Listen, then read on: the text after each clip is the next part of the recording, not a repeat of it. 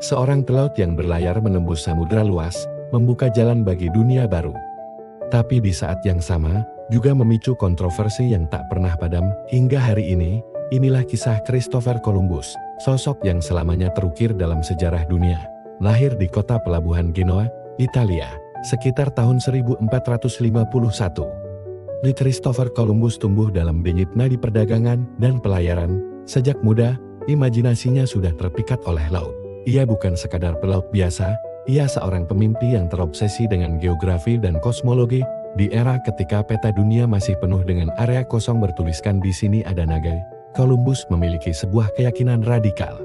Berdasarkan perhitungan para ahli geografi kuno seperti Ptolemy dan Marco Polo, ia percaya bahwa bumi itu bulat, dan Asia negeri rempah-rempah yang kaya raya bisa dicapai lebih cepat dengan berlayar ke barat, melintasi Atlantik, alih-alih memutari Afrika yang panjang dan berbahaya.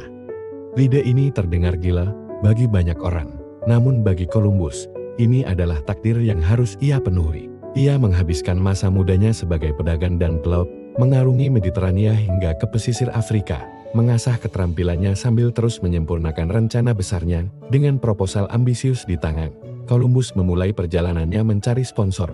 Ini bukanlah perjalanan yang mudah. Ia pertama kali mengajukan rencananya kepada Raja John II dari Portugal, negara maritim terkuat saat itu. Namun, para ahli kerajaan Portugal menganggap perhitungannya salah dan menolaknya. Tak patah semangat, Columbus membawa idenya ke Spanyol. Selama bertahun-tahun, ia melobi di istana Raja Ferdinand II dari Aragon dan Ratu Isabella I dari Kastil.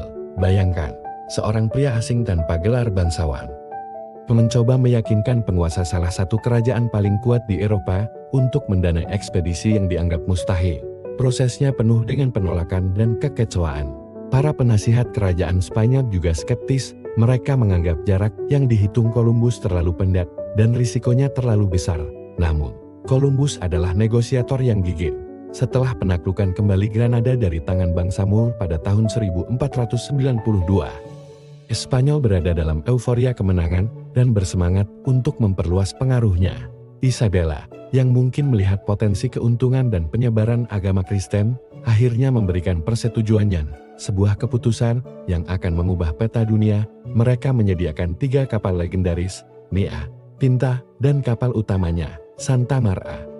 Beserta kru dan perbekalan untuk memulai pelayaran bersejarah ini, pada tanggal 3 Agustus tahun 1492, dari pelabuhan Palos de la Frontera, Spanyol, Columbus, dan sekitar 90 awak kapalnya mengangkat sail.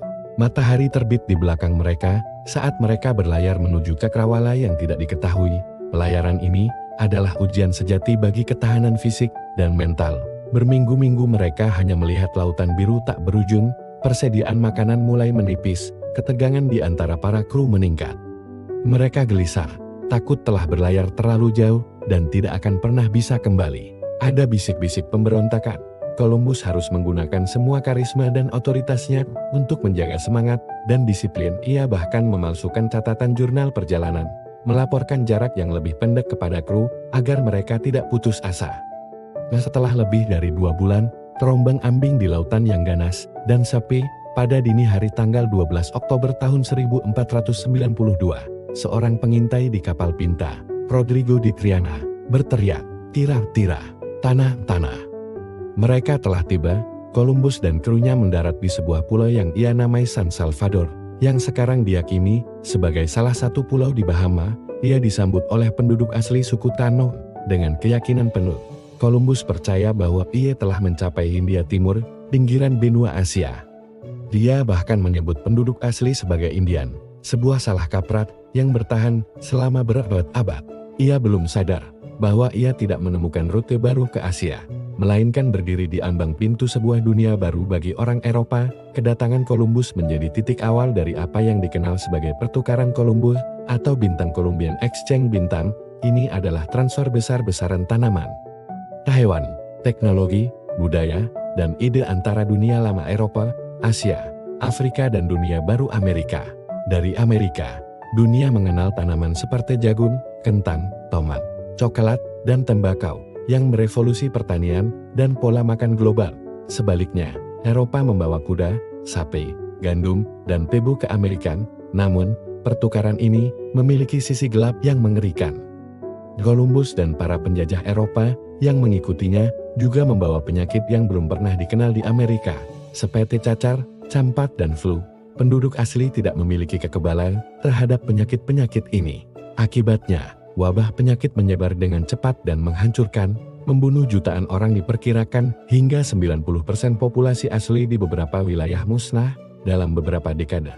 Pertemuan ini juga menjadi awal dari era kolonisasi yang brutal. Columbus dalam perjalanannya selanjutnya mulai membangun pemukiman dan memaksakan kerja paksa pada penduduk asli untuk menambang emas. Janji kekayaan bagi Spanyol harus ditebus dengan penderitaan tak terhingga bagi masyarakat pribumi. Era penemuan ini sekaligus menjadi era penaklukan. Meskipun Columbus dirayakan di Spanyol dan diberi gelar Agung Laksamana Samudra atau bintang Admiral of the Ocean Sea Bintang, karirnya tidak berakhir dengan gemilang. Sebagai gubernur koloni baru di Hispaniola, kepemimpinannya dianggap kejam dan tidak kompeten, baik oleh para pemukim Spanyol maupun penduduk asli. Laporan tentang brutalitas, penyiksaan, dan manajemen yang buruk sampai ke telinga kerajaan. Pada tahun 1500, ia ditangkap bersama saudara-saudaranya atas tuduhan kezaliman dan dikirim kembali ke Spanyol dalam keadaan dirantai, meskipun akhirnya dibebaskan oleh Raja Ferdinand dan Ratu Isabella. Ia kehilangan gelar gubernur dan reputasinya terkoreng. Columbus melakukan satu perjalanan terakhir ke Amerika, namun kesehatannya terus memburuk. Ia meninggal pada 20 Mei tahun 1506 di Valladolid, Spanyol, dalam usia sekitar 54 tahun. Ironisnya, hingga akhir hayatnya, ia tetap teguh pada keyakinannya bahwa pulau-pulau yang ia temukan adalah bagian dari benua Asia. Dia tidak pernah sepenuhnya menyadari skala sebenarnya dari penemuannya, bahwa ia telah menghubungkan dua dunia yang telah terpisah selama ribuan tahun. Jadi, siapakah Christopher Columbus?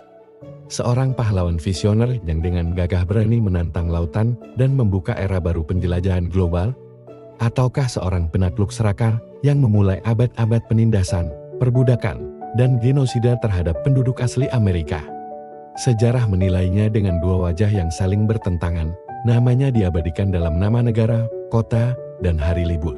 Namun juga menjadi simbol kontroversi dan penderitaan. Namun, satu hal yang pasti, perjalanan Christopher Columbus pada tahun 1492 adalah sebuah momen penting yang secara fundamental dan permanen mengubah arah sejarah dunia untuk selamanya. Terima kasih sudah menonton. Jika kalian suka dengan konten sejarah seperti ini, jangan lupa untuk like, komen, dan subscribe channel kami agar tidak ketinggalan video-video menarik lainnya. Sampai jumpa di episode berikutnya.